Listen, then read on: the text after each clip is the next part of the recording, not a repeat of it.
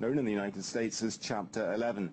President Barack Obama said no jobs would be lost in the short term and that Chrysler, as expected, would enter into a partnership with the Italian car company Fiat. According to the White House, Chrysler was forced to take the decision after talks broke down with its lenders late on Wednesday night. Its proposals for restructuring the company were approved by its main banks, which hold 70% of its debt, but rejected by hedge funds that hold a sizable proportion of its remaining debt. A White House official said the hedge funds had failed to act in either their own economic interest or the national interest. Well, joining me now to discuss the implications for Chrysler and the rest of the US car industry is Max Keiser, who's an independent financial analyst and the founder of KarmaBank.com. Thanks very much for being on the program. What exactly is Chapter 11 bankruptcy? Well, first of all, before we get to that, let's examine what you just said, which is a very revealing statement. You said that the bankruptcy was approved on some levels but rejected by the hedge funds in America. Now, why are the hedge funds dictating policy in America? They're complete speculative pools of capital, unregulated, without any oversight from any government agency at all. They're, in fact, rogue agents in the economy, and then they dictate the economy. Hedge funds, they become what I call the divine right of hedge funds. They consider themselves godlike. They obey no one. And here they are slamming all these workers, the Chrysler Workers and all the parts, of course, the companies that supply parts to Chrysler, and the entire auto industry is being completely rearranged by these marauding hedge funds. And what's really pathetic are the American workers.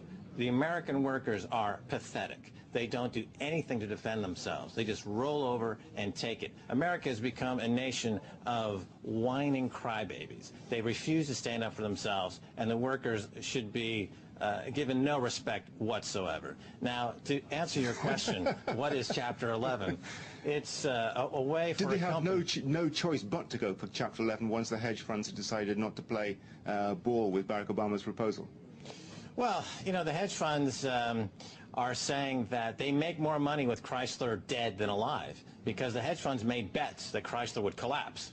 And it's more valuable to them. They make more money if these bets pay off, that Chrysler goes out of business. So they made a bet using credit default swaps that Chrysler goes out of business. They're using this global casino model. So they're really just speculating on the corpses.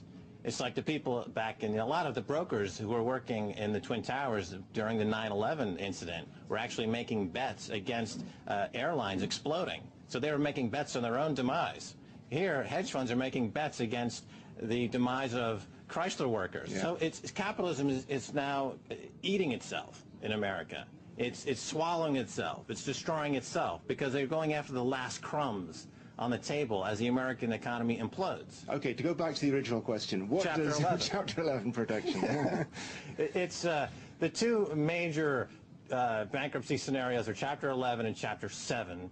Chapter 11 allows for a workout to take place with the company still operating on some basis. Let's say Chapter 7 is they shut the doors and it's all over.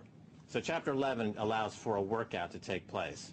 So they'll be, the lights will still be on and they'll be working through these issues under Chapter 11. And in the short term, Barack Obama says jobs will be saved. Is he right?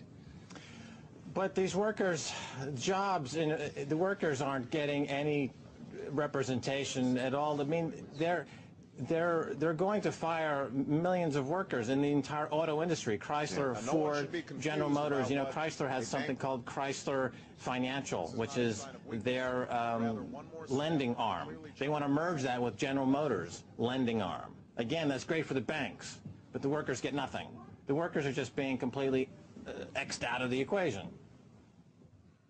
It's not like France. It's not like France. In France, workers actually have representation. They can kidnap the boss in France, and they can get away with that. In America, if they try to kidnap the boss, they'd be gunned down by American Homeland Security. They have no ability to protest in America. The workers, they're just cogs in a wheel. They're treated like complete mud. If I could just switch to the direction a little bit. Part of this deal is that Fiat is going to get a 20% stake in Chrysler. What does Fiat bring to the table?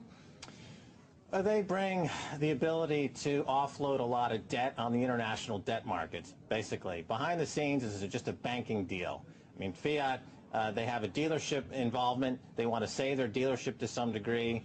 But pretty much, you have to look at this purely from the banking perspective. And they've got banking relationships in Europe. And as you know, a lot of the money that came from the federal government to bail out Chrysler went mostly into the pockets of foreign banks.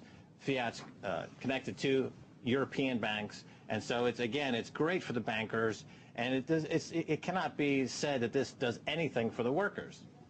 Fiat had its own problems with insolvency just a couple of years back, didn't it? That's right. So, you know, again, you're putting together dying corporations in an attempt to make more fees, to extract just yet more banking fees. This is the key. These companies are very sick because they've been run into the ground. Now, as they're falling apart, there's an attempt to merge them and restructure them to get out that last fee. So the people who are doing these bailouts, supposedly, imagine they're like Dracula, and the sun's about to come up, and they haven't had their fix yet. And the Dracula is starving for blood. So they see Chrysler, so they go in there and extract that last bit of blood. But in your opinion, the notion that Fiat could rescue Chrysler by providing this small car technology is completely illusory.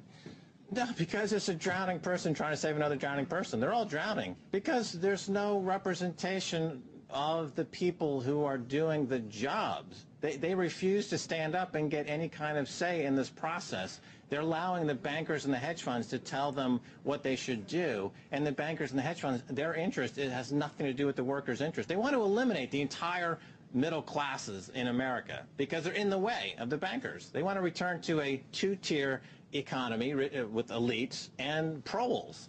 And this is what they're going to. They want to get rid of the whole thing that happened in 1776. That was very inconvenient for the aristocrats in America. Very briefly, how scary is this news for the rest of the car industry in the United States? The car industry in the United States is being completely destroyed because of these hedge funds and bankers who see the workers, they see the workers as weak. So they're going to continue to destroy them. They're weak. And the savage capitalism you see, as it's called here in the United States, as long as the workers refuse to stand up for themselves, you can have hedge funds continuing to take advantage of them and beat them. At that point, Max, I'm going to have to stop you. We've run out of time. But do join us again next week for another edition